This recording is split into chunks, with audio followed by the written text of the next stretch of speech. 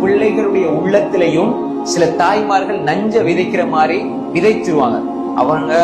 இவங்க ஏதாவது ஒரு 30 வருஷத்துக்கு முன்னுக்கு காணி பிரச்சனை அல்லது ஏதாவது ஒரு கொடுக்கல் வாங்கல் பிரச்சனை, சொந்த நானாவும் தம்பியும் பேச மாட்டாங்க. 30 வருஷமா நானாவும் தம்பியும் பேசுறது இல்ல. நம்ம கண் கூட பாக்குறோமா இல்லையா? சின்ன பிரச்சனை, சின்ன சின்ன பிரச்சனைக்கு அப்படி நீங்க நானாவும் தம்பியும் பேசாம உறவை துண்டிச்சு நீங்க மௌத்தா போனீங்கடா, ரசூலுல்லாஹ் சொன்னதான் சொல்றேன், நீங்க சொர்க்கம் செல்ல முடியாது, உங்களோட துஆக்கள் ஏற்றுக்கொள்ளப்படாது. எதுக்காக நீங்க பாய்ச்சீங்க? இந்த அற்ப துனியாவுக்காக, அற்ப நிலத்துக்காக.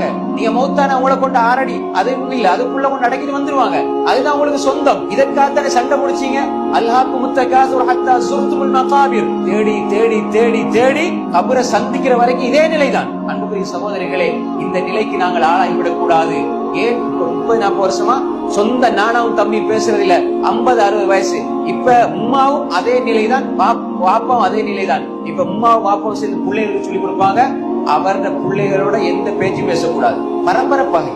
அவரோட சாச்சாட முகத்தை பார்க்கவும் கூடாது. எப்படி இந்த பிள்ளைகளை நாசமாக்குறது? அன்புக்குரிய எப்படி மனசு வருது இப்படி சொல்றதுக்கு? அந்த அவரோட முகத்தை பார்க்க கூடாது, அந்த குடும்பத்தோட எந்த தொடர்பும் இல்ல, பேசவே கூடாது. அப்ப நீங்க தான் அல்லாட அருளை நீங்க பெற்றுக்கொள்ள இல்ல. உங்களோட பிஞ்சு பிள்ளைகளையும் அல்லாட அருளை இருந்து தூரமாக்கணுமா? அல்லாட லானத்தை பெறதுக்கு வழிவகுக்கணுமா? ஆயிரம் கவனமாயிருங்க. குடும்ப உறவுகள் நாங்க பிரச்சனைப்பட்டாலும் சேர்ந்து விட வேண்டும் சகோதரர்களே. நாங்க எதற்காக நாங்க நினைச்சிட்டு இருப்போம், நாங்க பிரச்சனைப்பட்டுட்டோம், சரி இன்னும் கொஞ்ச நாள்ல சேருவோம், இன்னும் கொஞ்ச நாள்ல சேருவோம். அன்புக்குரிய சகோதரர்களை இப்படி நினைச்சிட்டு இருப்பீங்க. திடீரென்னு நீங்க ஒரு ஊர்ல இருப்பீங்க, நீங்க கொழும்புல இருப்பீங்க, தியார்ல இருப்பீங்க. சரி இந்த நோம்புக்கு போய் சந்திப்போம், இந்த பெருநாளைக்கு சந்திப்போம் நினைச்சிட்டு இருப்பீங்க. திடீரென்று வாட்ஸ்அப்ல ஒரு மெசேஜ் வரும், இன்னாருடைய மகள் இவர் மௌத்தாகி விட்டார். நம்ம நினைப்போம், அப்பதான் நாங்க இந்த பெருநாளைக்கு சந்திக்க இருந்தோமே, 5 நாளைக்கு முன்னுக்கு மௌத்தாகிட்டாங்களே. அன்புக்குரிய சகோதரர்களே, பகையோடு மரணித்தால் எப்படி அல்லாஹ் அருளை பெற்றுக் கொள்வது? பகையோட மரணிச்சால் எப்படி அல்லாஹ்வுடைய ரஹ்மத்தை பெற்றுக் கொள்வது? அன்புக்குரிய சகோதரர்களே, நாம் மிக கவனமாக இருக்கணும். குடும்ப உறவை பகைத்து கொண்டு நாம் அல்லாஹ்வை சந்திக்க முடியாதுன்னா நல்ல முறையில் அல்லாஹ்வுடைய திருப்தியோடு அவனை சந்திக்க முடியாது. எனவே அன்புக்குரிய சகோதரர்களே, இந்த விடயத்தில் நாம் கவனமாக இருக்க வேண்டும். கடைசியாக ஒரு விடயத்தை சொல்லி முடித்துக் கொள்கிறேன்.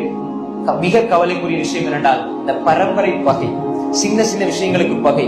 இதை விட்டுவிடுங்க சகோதரர்களே. இது அற்ப துனியா. இந்த உலகத்துல எதையுமே நிரந்தரமா நீங்க நினைச்சிட்டு இருக்காதீங்க.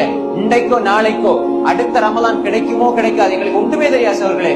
சில கூட இந்த பெருநாள் கிடைக்குமான்னு தெரியாது, யாருக்கு என்ன வருது இப்ப ஒண்ணும் தெரியாது. திடீர்னு ஹார்ட் அட்டாக் மூத்தா போறாங்க. ஆனா அவரோட பேசல, இவரோட பேசல. ஆனா ஊர்ல சொல்லுவாங்க அவர் நல்ல மனுஷர். ஆனா போய் கேட்டா தம்பியோட பேசுறதில்ல, தாத்தாவோட பேசுறதில்ல. பல வருட பகை.